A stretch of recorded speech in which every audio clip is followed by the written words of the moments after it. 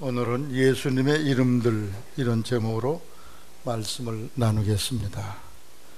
예수님이 오시기 전 600년 전에 메시아가 오셔서 그분이 이러한 이름으로 하나님을 섬기고 사역을 수행할 것이다 하는 예언의 말씀이 있습니다.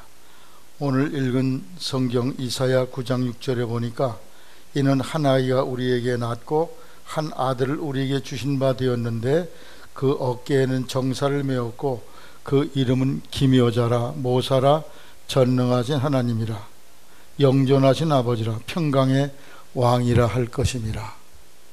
예수님의 이름에 붙은 그 이름이 6종류의 이름이 여기에 5종류가 기록된 것을 볼 수가 있습니다.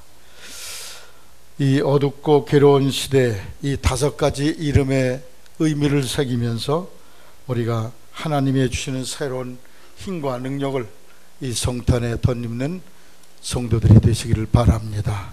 첫째로 기묘자라고 그랬어요. 따라하세요. 기묘자. 기묘자, 기이하다, 신비하다. 그래서 이 기묘자라는 말은 원어가 펠레라는 말인데 경이롭다, 기이하고 놀랍다, 그런 의미를 가지고 있습니다. 영어 성경을 보니까 원더풀이라고 되어 있어요. 원더풀. 아주 놀라운 전경을 보면 사람들이 경이함을 표현하기 위해서 원더풀이라는 그런 표현을 하는데, 하나님은 원더풀 하시다는 거예요. 경이롭다는 거예요. 육신을 입고 이 땅에 오신 예수 그리스도 경이롭기 그지없다는 것이죠.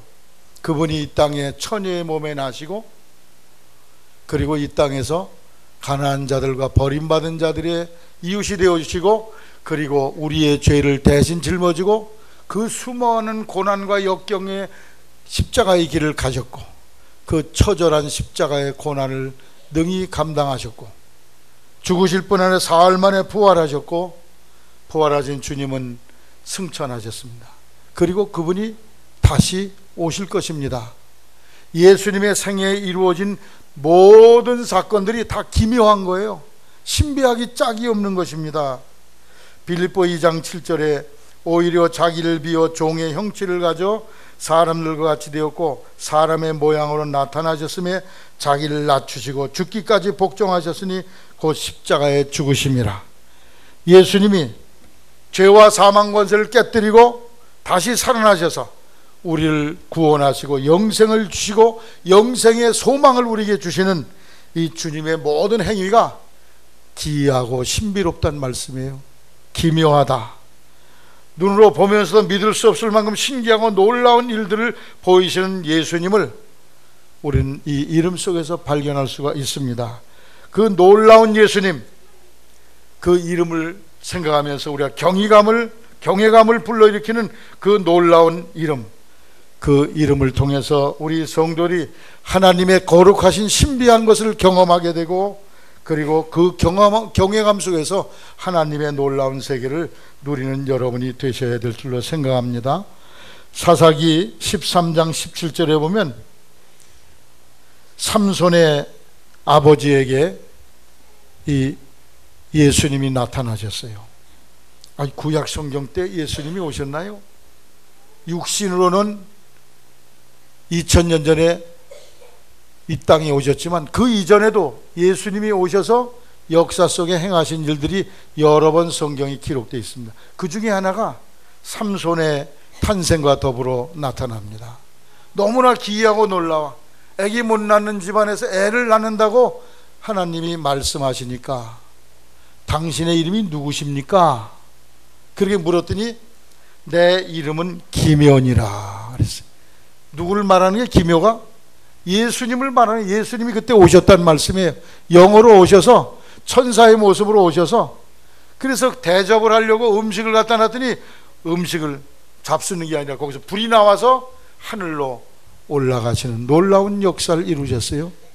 기묘하신 역사를 삼손에게 행하시면서 삼손은 정말 하나님의 탁월한 능력을 가진 사람으로 세상에 탄생하게 됩니다.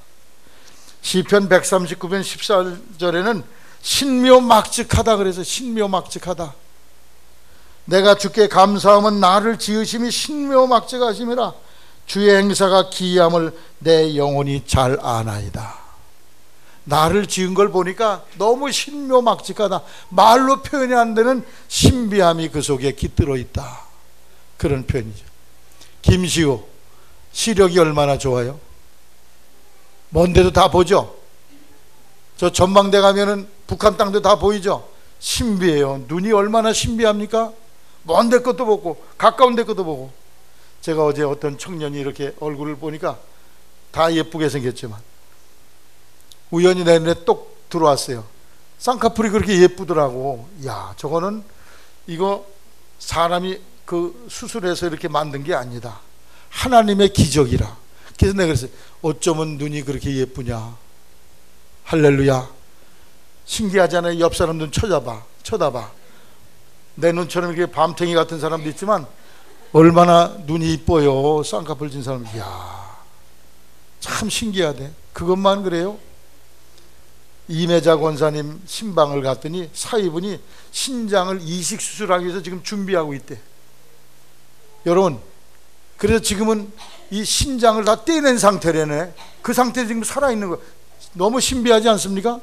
신장을 떼냈는데 지금 다 살아있어. 어떻게? 신장 역할하는 기계를 몸 밖으로 이렇게 만들어서 투석기라는 걸 통해서 피를 걸러내서 사는 거예요. 이제 신장을 이식하시면 건강을 회복하시겠죠. 그분이 건강 회복되기를 예수님의 이름으로 축원드립니다. 제가 그분 신방을 가려고 엊그제 고려대병원을 가다가 병원에다 전화해서 이분이 계시냐 했더니 이 이름을 내가 잘못 적었는지 안 계시다는 거예요. 그래서 가다가 돌아왔어요. 신장, 여러분이 잡수신 음식 중에 노폐물이 얼마나 많아요. 그게 다 신장에서 걸러져. 그게 깨끗한 피가 돼가지고 다시 내 몸을 이렇게 살려주는 역할. 이야, 이 신장 속에 들어있는 핏줄이요, 지구를 수백 바퀴 도는 그런 길이라는 거예요. 그 거미줄 같은 게 섞여서 피가 통과하면서 싹 걸러준다는 거예요. 그것만 신비합니까? 심장은 얼마나 신비해요. 폐, 위, 장, 아이고 신비하지 않은 게 없어. 신묘막측하게 나를 지으셨다는 말씀이. 할렐루야. 이 신비한 하나님의 세계를 예수님을 통해서 만나는 여러분이 되시기를 바랍니다. 그 신비 속에 성경에 보면 욥기서에 어떻게 하나님이 공중에 이 지구 땅덩이를 허공에 매다셨다고 그래요. 여러분, 지구가 이렇게 있는데 밑에서 받쳐주는 것도 없지, 위에서 붙잡아주는 끈도 없는데 공중에 뻥 떠 있어요. 벌써 욥기 시대에 공중에 뻥 떠 있는 지구의 모습을 이 선조들이 알고 계셨어요. 놀라운 일 아닙니까? 저는 가끔 하늘을 보면서 여기가 바로 하나님의 궁전이군요. 너무 놀랍습니다. 하나님. 할렐루야. 할렐루야. 여러분도 아마 공감하실 거예요. 믿음이 있으면 다 그런 생각이 들고 너무 신비해. 하나님은 예수님을 보내시면서 그 이름을 기묘자라. 그분 속에 하늘의 신비, 영적 신비, 이 세상에 발견할 수 없는 하늘의 신비를 여러분이 경험하시고 그 경외감 속에 여러분의 삶이 늘 감격스럽고 신비하고 그런 속에 사시기를 주님의 이름으로 당부를 드립니다. 이 신비를 발견하면요, 세상 것은 재미가 없어. 별로. 사실 이 영적인 주님과 교제하고 하나님을 만나는 것이 너무 기쁘고 즐거운 거예요. 할렐루야. 우울한 것이 내 마음에 있을 새가 없어. 왜? 그분과 만남의 감격이 너무나 새롭기 때문에. 할렐루야. 저는 매일의 생활이 감격스러워. 야, 오늘 살아있는 것도 감격스럽다. 너무 기뻐. 세 끼 밥 먹는 것도 너무 감사하고요. 할렐루야. 여러분, 이 신비한 주님 속에 사시고 그 생명을 얻기를 주님의 이름으로 당부를 드립니다. 두 번째는 모사라고 그래서 따라 모사. 모사라 그러면 우리가 연상되는 게 모사꾼.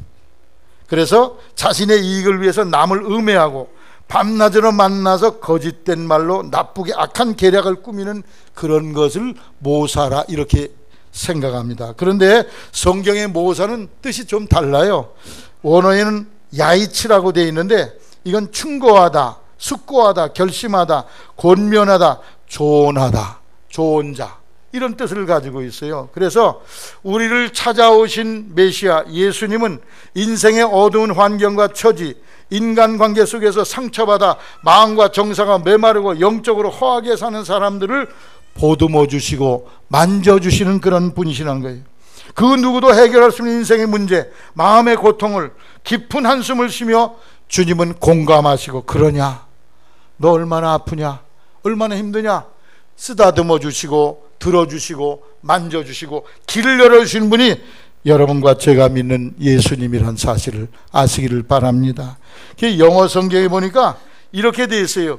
여기 카운셀러 또는 어드바이저 또는 가이드, 여러 가지, 또는 티처, 이런 용어로 번역이 되어 있더라고요. 앞에 나오는 기묘자와 이 모사를 합쳐가지고 원더풀 카운셀러, 상담, 카운셀러가 상담자네요.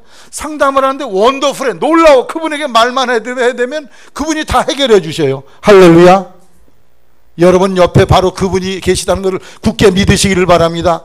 사람들에게 상담하려고 애쓰지 마세요. 그분께 기도로 그분과 상담하시기를 바랍니다. 그분이 원더풀 어드바이저, 카운셀러가 돼서 여러분의 인생의 문제에 답을 주시고 여러분을 위로하시고 여러분에게 용기와 힘을 더하실 줄로 믿으시기를 바랍니다.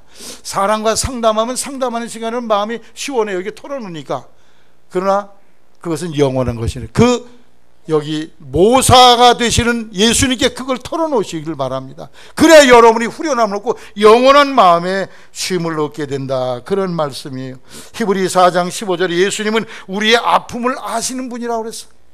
꼭대기에서 높은 데서 야, 너 참 고생 많다 이렇게 내려다보는 분이 아니라 같이 땅에 오셔서 우리의 아픔을 친히 겪으셨기 때문에 내가 네 마음을 알아, 너의 슬픔을 알아.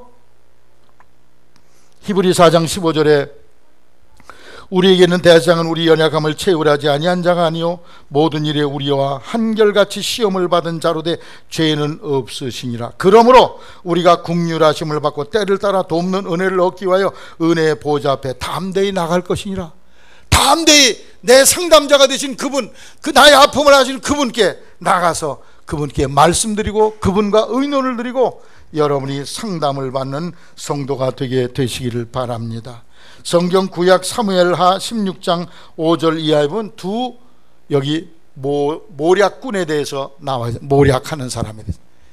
다윗의 아들 압살롬이 혁명을 일으켰어요. 이제 아버지가 곧 죽으면 내가 왕자리를 차지해야지. 그리고 혁명을 해가지고 아버지를 내쫓습니다. 다윗은 요단강을 건너 급히 불이 나게 도망을 가는데 이때 다윗 밑에 있던 아히도벨이라는 그런 모략군이 이 압살롬과 뜻을 같이 해가지고 이 혁명 일에 동참하는 거예요. 아히도벨이 왕이시오, 압살롬이지, 당신이 이 정권을 제대로 잡으려면 지금 당장 군사를 풀어서 다윗을 쳐들어가서 지금 아주 뿌리를 뽑아버려야 됩니다. 그때 또 다른 모략군이 있었어요. 그 모사는 후세라는 사람이, 이 사람은 다윗을 지지하는 사람이거든. 압살롬 왕이시오. 지금 이 아히도벨의 지혜는 그건 왕을 망케 하는 것입니다. 다윗은요 보통 군사 전략가가 아닙니다. 척하면 삼천리, 당신 부하들 당장에 다 멸할 수 있어요. 그러니 군사 몇 명 보냈다가 몇 사람 죽어봐요. 그 소문이 퍼지면 군사들이 다 당신을 떠날 것입니다. 그러니까 기간을 두고 전 국민에게 군사 소집령을 내리시고 이들을 정비해서 차근차근히 다윗을 멸하십시오. 그랬더니 이게 벌써 망해가는 정칭조지. 압살롬이 그래요? 그럼 내가 당신 뜻을 따르겠나이다. 그 후세의 생각은 뭐냐? 압살롬이 지금 당장 가면은 당장 쳐들어가면 다윗이 죽거든. 속수무책이니까 시간을 벌어주려는 그런 지혜를 준 거예요. 근데 하나님은 누구 편이냐? 후세의 편이었어. 그래서 후세 입장을 지지해 주니까 이 압살롬이 그래, 그렇게 해보자. 그리고 시간 여유를 두고 만만하게 여유를 두고 이제 이 나라를 지배하려고 합니다. 근데 성경에 여기 15장 31절에 다윗이 뭐라 그러냐? 하나님, 그 압살롬의 아히도벨 그놈이 붙었습니다. 그 간신 같은 놈, 그놈의 그 모략을 다 하나님이 무너뜨려 주시옵소서 하는, 그것을 어리석게 해달라는 짤막한 한마디의 기도가 들어있어요. 여러분, 짤막한 기도도, 외마디 기도도 주님이 들으심을 믿으시기 바랍니다. 그 짤막한 기도가 후세를 통해서 지금 이루어지고 있는 거예요. 결국에는 후세의 얘기를 듣다가 압살롬은 마지막에 자신이 처형을 당하는 비참한 자리에 이르지 않았습니까? 후세의 지혜, 모략. 예수님의 모략은 어떻습니까? 예수님에게 동전을 보이면서 이거 로마 황제의 얼굴이 있는데 이거 로마의 세금을 바쳐야 됩니까? 안 바쳐야 됩니까? 아주 날카롭고 민감한 그러한 질문이었어요. 로마의 세금을 내라 그러면 유대인들은 매국노라, 한국으로 보면 친일파라 찍힐 것이고, 내지 말아라 그러면 로마의 반역자가 되는 거예요. 그건 당장에 처형을 당하는 거예요. 김시우, 이런 때 예수님이 뭐라고 말했어요? 돈을, 이 세금 바쳐야 됩니까? 안 바쳐야 됩니까? 내지 말라 그러면 반역자가 되고 로마에, 내라 그러면 친일파, 친로마파가 되는데, 어떻게 매국노가 되는데 예수님이 어떻게 하신 것 같아요? 따라하세요. 하나님의 것은 하나님에게, 가이사의 것은 가이사에게. 둘을 다 만족시켜서 하나님도 만족시키고 가이사의 것도 만족시켰어. 이게 바로 모략이거든. 가늠하다 현장에 잡힌 여인을 데려왔어요. 당신이 늘 사랑했는데 이 여자 율법에는 돌로 쳐 죽이라고 그랬고 당신은 사랑이라는데 어떻게 하실 거요? 분노에 있는 사람들을 어떻게 처리할 수가 없었어요. 해결할 수가 없어. 예수님이 땅에다 글씨를 한참 쓰셨어요. 왜 그랬을까요? 분노한 사람들에게는 무슨 말으로 들리질 않아.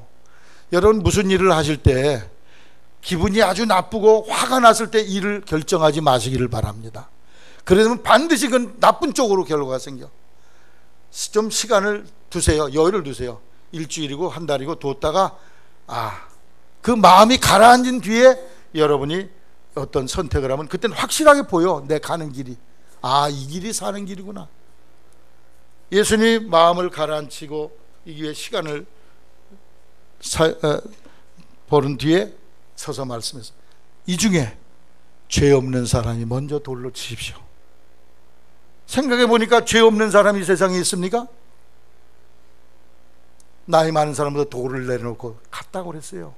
여인도 살고 유대인들도 만족하고 예수님도 사랑의 답을 얻게 됐지 않습니까? 너도 살고 나도 살고 그 여자도 살고. 요즘 세상 말은 윈윈이라고 그래. 너 따라해. 너도 살고 나도 살고 그도 살다. 이게 지혜와 모략이거든. 나는 우리나라 정치하는 사람 보면 죄 죽이는 사람들만 거기 나와 있는 것 같아. 죽여가지고 내가 어떻게 되려고.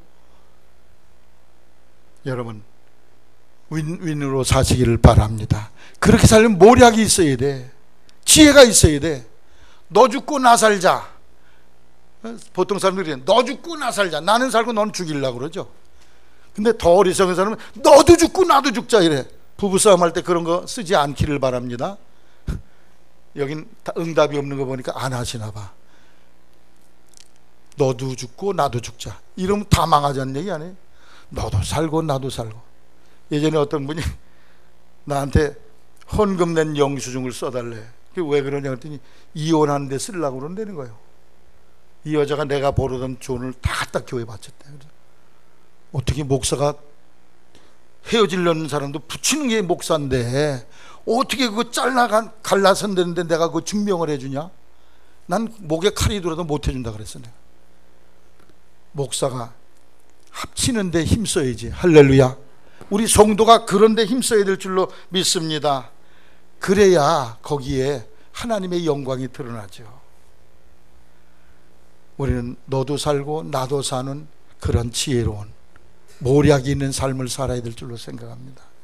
역대하 10장 6절에 보니까 솔로몬이라는 그 아주 위대한 왕이 죽은 뒤에 그 아들 르호보암이 왕이 됐어요. 그래서 뭐 어린 젊은이가 나라를 어떻게 치료할지 몰라서 아버지를 섬기던 그 신하들을 모아서 여쭤봤어. 어떻게 나라를 다스리면 좋겠냐? 그랬더니 선조께서 이 성전을 짓고 왕궁을 지으면서 너무 국민들이 세금도 많이 내고 고역에 시달렸으니 백성들을 선대하십시오. 세금도 감해 주시고 부역도 좀 줄여주시고 이러면 왕에게 충성된 신하들이 될 것입니다.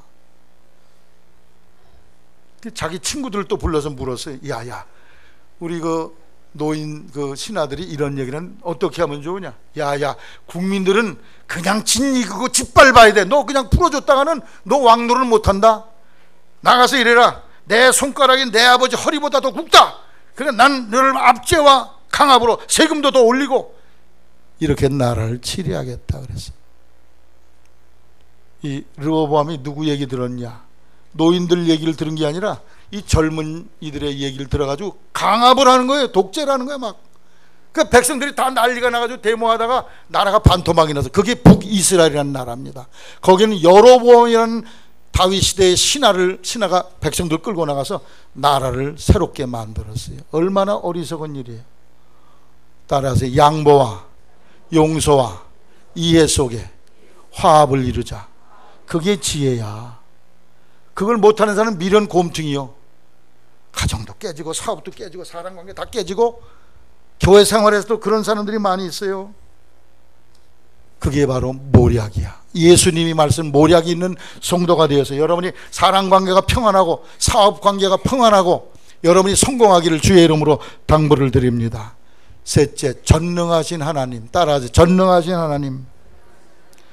베들레헴에 태어난 갈릴리 예수님. 책을 몇 권 쓰셨습니까? 김시우 어린이. 예수님 책 몇 권 썼어요? 예수님 한 권도 안 썼어요. 예수님은 한 권의 책도 안 썼지만 세상의 베스트셀러가 바로 성경인데 그건 제자들이 쓴 거죠.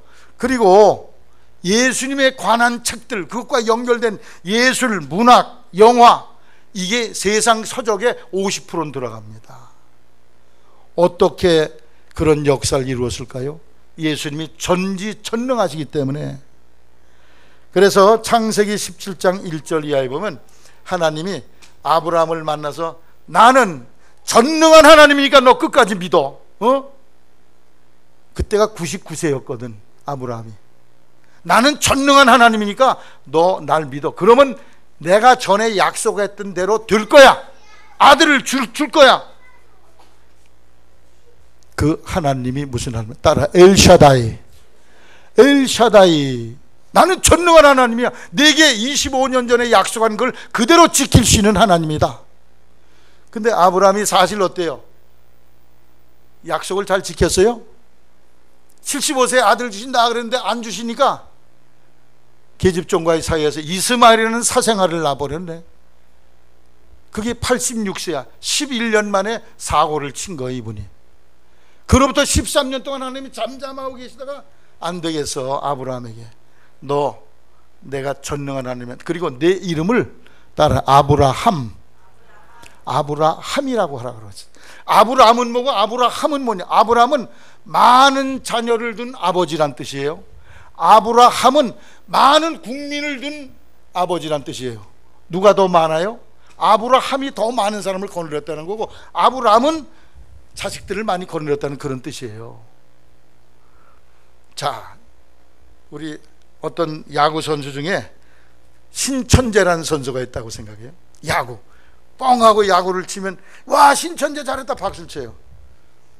근데 학교 공부는 거의 빵점에 가까워. 그 아이가 사람들을 만날 때 무슨 마음이 들까요? 야 천재야 너 공부도 잘하지? 그럼 시우 뭐라고 답할 것 같아? 공부 못한 내가 창피해요 쪽팔려요 그럴 거예요. 아브라함에게 이삭을 낳기 전에 아브라함이라는 말을 주기 전에 아브라함이 뭐라고요? 많은 자녀를 둔 아버지란 말이에요. 많은 자식을 준 어머니, 이런 이름을 부를 때, 자 장에서 이제 장을 보는데 어떤 사람과 대화를 나누면서 어디 사세요? 선행리 삽니다. 제 이름은 아브라함입니다. 서로 의사소통을 하잖아요. 아브라함 많은 자식의 아버지? 그래요? 그럼 자식을 몇이나 두셨나요? 아브라함이 뭐라고 답변했을까요? 머리 극적극적거리면서 에이 창피합니다. 아직도 없어요. 그런데 지금 뭐라 그래? 많은 민족의 아버지라고 부르는 거예요. 그러니까 더 황당한 거지 지금 아브라함은요. 그렇죠? 많은 자식을 둔 아버지보다 많은 국민이 거기서 다스리는 왕 아버지라니까 더 기가 찬 거예요. 그런데 하나님 뭐라고 했어요? 많은 국민의 아버지가 될 테니까 너는 이름을 바꿔라. 아브라함 따라. 아브라함. 할렐루야. 왜 그래요? 내가 전능하니까 약속한 대로 된다는 거예요. 넌 믿으라는 거예요. 여러분들 이런 믿음을 갖게 되시길 바랍니다. 75세 아기도 못 낳는 때 더 세월이 지나서 100세가 돼서 아기를 갖고 탄생하게 되는, 낳게 되는 기적을 하나님은 행하시는 하나님인 줄로 믿으시기를 바랍니다. 전능한 하나님, 내게 능력 주시는 안에서 내가 모든 걸 할 수 있느니라. 할 수 있거든요. 무슨 말이냐? 믿는 자에게 능치 못할 일. 여러분이 믿는 하나님은 어떤 하나님이요? 무능한 하나님입니까? 전능한 하나님입니까? 믿으시기를 바랍니다. 근데 아브라함의 함이 뭔지, 아브라함에다가 하자 하나만 붙은 거예요. 더 들어간 게 아브라함이요. 하가 뭡니까? 바람이란 말이야. 루하 따라. 루하 푸뉴마, 그건 영 또는 바람이란 뜻인데 아브라함에다가 아브라함 하고 하를 붙이니까 그건 성령의 바람이 들어가니까 많은 민족의 아버지가 되는. 할렐루야.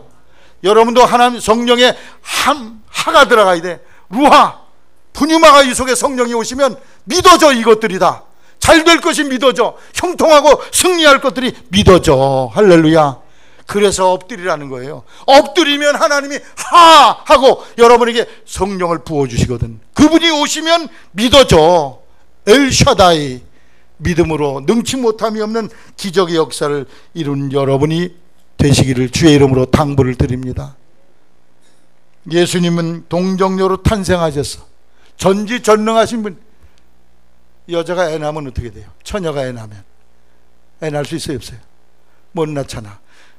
지난 한 10년 전만 해도 남자와 여자가 같이 살아야 애가 생긴다 이렇게 생각했어요. 근데 오늘날은요, 여자 혼자도 애를, 신재철이 같은 사람을 100명도 만들 수 있어. 200명도 만들 수 있어요. 복제인간을 만들 수 있어요. 남자가 없이도 생명이 나옵니다. 지금 과학자들이 그런 걸 만들어냈어요. 그러니 전능하신 하나님, 우주를 창조하신 하나님, 처녀 몸에 애기 만드는 거 쉬울까요? 어려울까요? 김시우, 어려울까 쉬울까? 에? 쉽지. 누워서 떡 먹기죠. 그거는 아주. 우주 만물을 지으신 하나님, 떡 먹기야 누워서 떡 먹. 예수님은 전능하사 죽은 자를 살려서 나사로를 살리시고 야이로의 딸을 살리시고 나인성 과부의 아들을 살리시고. 할렐루야. 사도신경 맨 앞에 전능하사 천지를 만드신 하나님 아버지, 진짜 전능함을 믿으시는 여러분이 되시기를 바랍니다. 이 믿음 때문에 여러분의 삶이 하나님의 능력을 힘입어 환경을 지배하고 승리하는 인생의 승리자 되시기를 주님의 이름으로 당부를 드립니다. 네 번째, 따라서 영존하신 하나님. 하나님은 영원히 계시다는 말이죠. 출애굽기 3장에 모세가 하나님을 만났는데, 하나님 나를 보내시면 이름이 뭐라고 말할까요?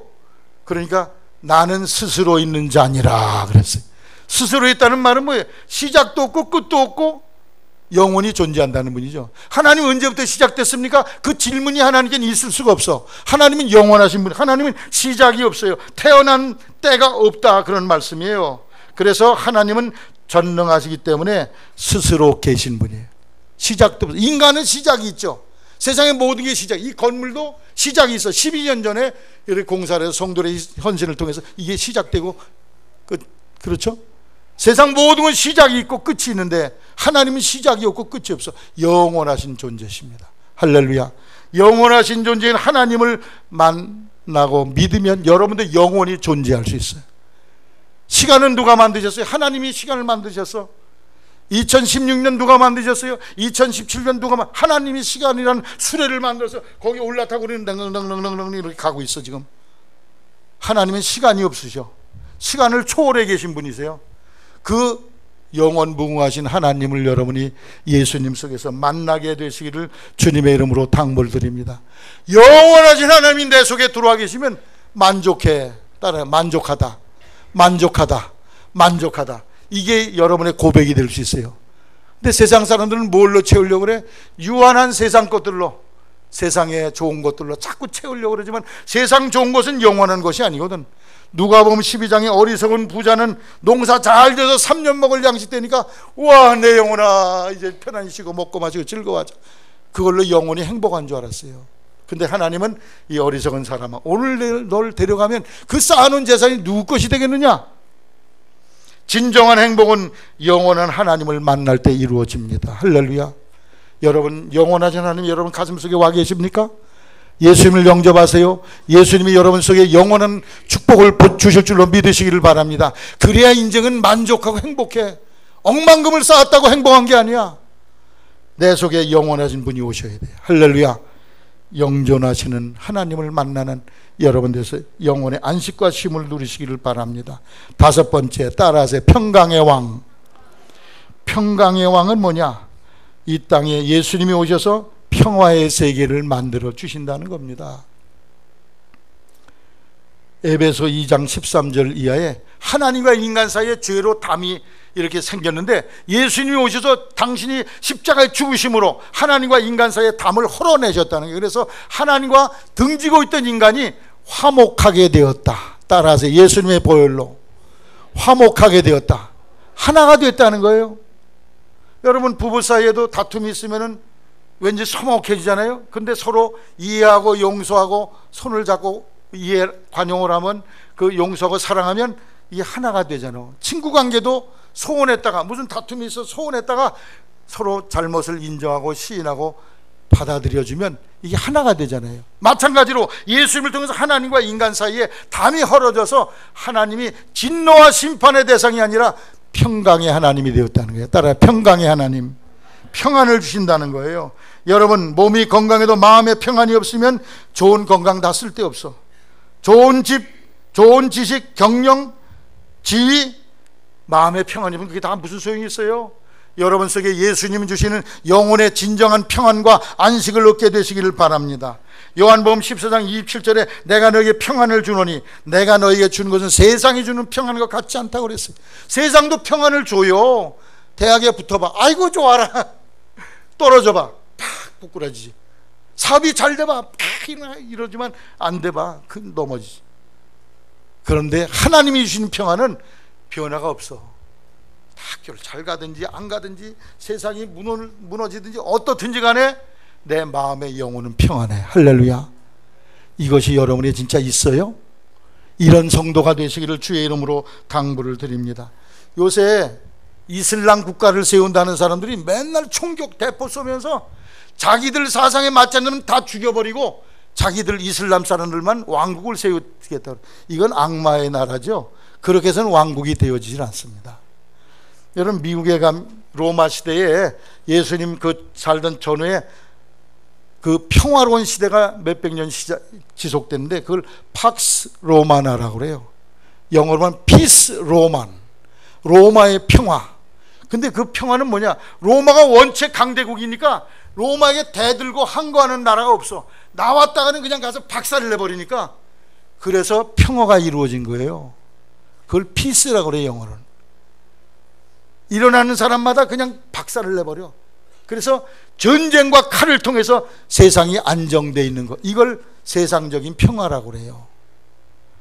그런데 만일 거기에 로마에 항거하는 사람이 있으면 어떻게 돼요? 평화가 주어집니까? 그러니까 독재와 완력과 군사력으로 잠잠하게 만든 걸 세상 평화라고 그래. 근데 하나님의 주신 평화는 그런 평화가 아니에요.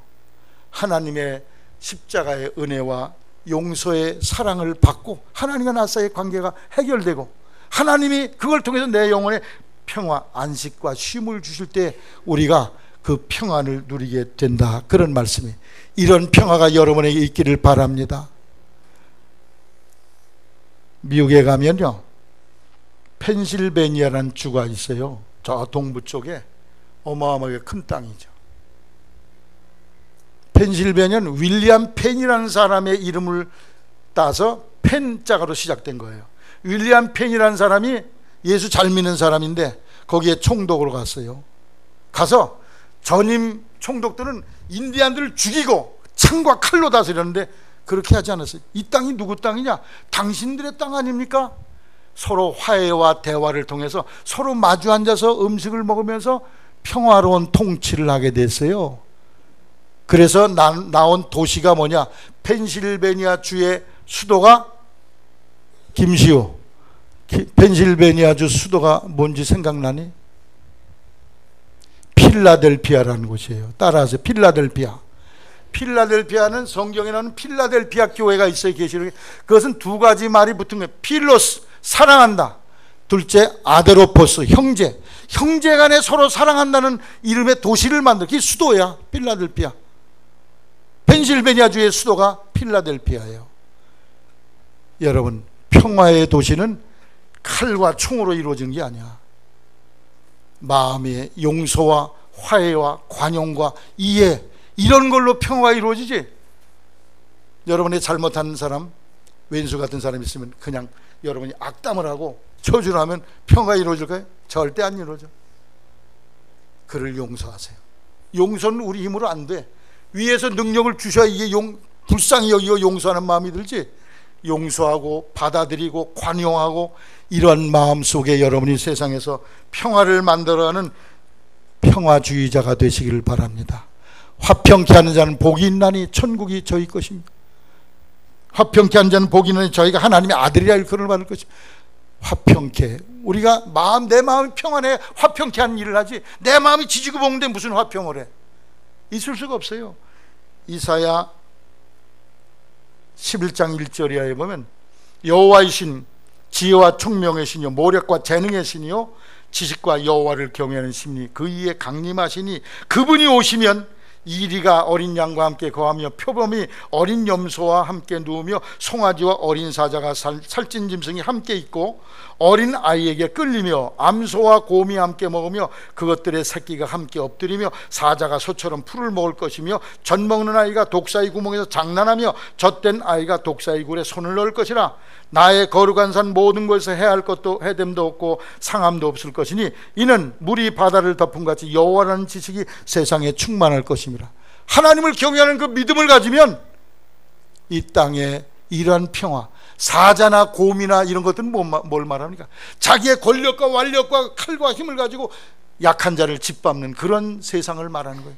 거기에 양과 염소 같은 송아지 같은 사람 누구예요? 연약하고 힘없는 사람. 그들이 서로 관용과 베품 속에 하나가 되고 화합이 이루어지는 지상의 낙원, 새하늘과 새 땅을 여기에 표현하고 있는데, 진정한 평화의 동산은 예수 그리스도의 심장을 가지고 이 땅의 사랑을 구현할 때 이루어짐을 성경이 교훈하고 있습니다. 여러분이 내 마음의 평강을 얻게 되시며 그리고 이 평화를 만들어가는 평화 만드는 사람, 화평케 하는 자로 살아가기를 주의 이름으로 당부를 드립니다. 예수님의 이름들, 기묘자, 모사, 전능하신 하나님, 영존하신 아버지, 평강의 왕, 이 이름 속에 기록된 모든 축복이 여러분의 것이 되기를 예수님의 이름으로 축원드립니다.